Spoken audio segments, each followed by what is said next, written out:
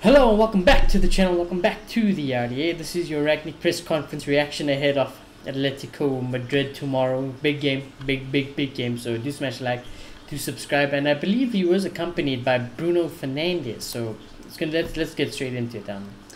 He was asked, will Edison Cavani make the trip? Will anybody else be unavailable for this game? And to no surprise, he said Eddie will not be able to make the trip. He didn't train and has not been training for the last couple of weeks. He will not be part of the group.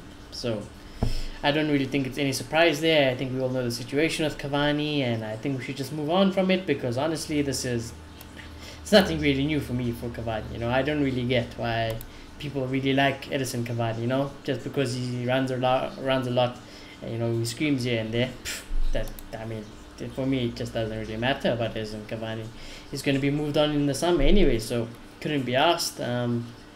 Is then asked, is that a concern? Because it sounded like that it was an issue that you were not really expecting to be this bad. And he said he has had problems with his groin and does not feel able to fully sprint. And only if it makes sense for him, it will only make sense for him to not force training. And, you know, it'll be up to him until he's fully fit again, you know. So, Edison Cavani, you know, he's on his own terms at United. No one else. It's on his own terms. He was then asked over the Brighton game and Leeds at the weekend, are we now starting to see the fighting spirit that we expected to see from your side as a Manchester United coach? He said, I think we also showed it in the earlier games and the games before that, but in the end, Bruno just said it. It's about getting the right result. In the last two games, we just made sure we rewarded ourselves with points in both games, and it will also be like our future in the Champions League against Atletico, but also the games in the Premier League. It's not only about playing well for 45, 60 minutes, which we also did in the games before the two games. It's about getting the result, you know, which is spot on. You know, I think Bruno said it, you know, it's not like anything's new. It's not like we've been playing better. It's just we played how we have been. We stuck to the plan, and now we're getting the results. You know, that's it. You know, because when we played against Middlesbrough, we played against other teams for a period. We did play well. We just didn't get the results. You know, so it is what it is. And then he was asked, when you have such little amount of time to prepare for a game like this, what is your most important thing? Is it the tactics? Make sure the rest, psychology part of it. What's the most important part for you? He said, well, in the Champions League, you need to perform to the highest possible level in all those areas you just mentioned. Of course, we had a game on Sunday, a very physical one. Atletico played with Osasuna on Saturday. There might be a slight advantage with regards to recovery on their side, but maybe we'll have some fresh legs on the pitch. We will see tomorrow. We need to play tactically on a high level, physically, mentally. We need to be prepared, emotional. It will be a hostile atmosphere in the stadium. Some of our players will not be received with a red carpet, obviously, meaning people like Rafael Varane and Cristiano Ronaldo, obviously haunting Atletico Madrid in the past. You know, Rafael Varane, I think, is also forgotten. You know, he's a Real Madrid player. He was a Real Madrid player. He will not really get a good reception, and neither will Cristiano, not just for Real Madrid, but even at Juve. You know, this is a guy who just keeps on haunting him, so it is what it is. He was then asked, he said that finishing fourth in the league is the priority this season. To what extent is the Champions League a distraction?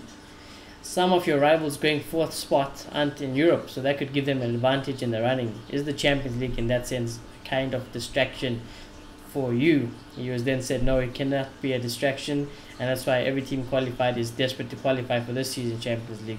I agree. How can you be so distracted at getting top four, but you're actually getting top four for what reason? The Champions League. So, you know, the Champions League is the biggest competition. You know, we all want to play in the Champions League, so it really can't be a distraction. As long as you're in it, you're going to have to try your best. You're going to have to respect it, and just let's get the result. You know, I think that's what any team should do. As long as you're in the Champions League, you got to try win it. But yeah, he says we are playing the Champions League tomorrow against one of the best teams in Europe, and then of course we want to show everybody that we can beat this team. By the way, maybe it's not the biggest chance, but there still is a chance. If you win the Champions League, you can also qualify for the Champions League. I like that. I like it. A little bit of hope. You know, maybe, you know, we sneak in the Champions League somehow, and we don't have to worry about top four then in it. That would be fantastic. I'd absolutely lose my mind if that happened. But in order to do that, we have to first make sure we play two top games against Atletico, and hopefully at the end of those two games, be able to proceed to the next round. He was then saying, I know the final's still a long way away. Actually, yeah, this is just asking about the Champions League politics thing moving to Russia, so I really couldn't be asked about that question. I'm just going to move on to it, move on from it. He said, United are routinely called one of the biggest clubs in the world, but in the last 10 years haven't been beyond the quarterfinals of the Champions League. Do you think that a club has to be in that last sort of last 8, last 4, and in the Champions League finals to be considered one of the biggest in the world? He said yes, but we also have to be realistic. There has to be some reason why it wasn't the case in the past. We should not be too interested in what happened over the last 5, 6, 7, 8 years. All life is in the present tense, and maybe in the next couple of days, weeks, we have a chance to proceed into the quarterfinals of the Champions League. But in order to do that, we have to show that we are up for it and we can beat Atletico Madrid. Then if we manage to do that, that will give us another boost, which I have mentioned about in the previous. I said if we can beat Atletico Madrid and somehow also start beating the teams that we're going to have in this horrible fixture list, because we have City, we still have Liverpool to come.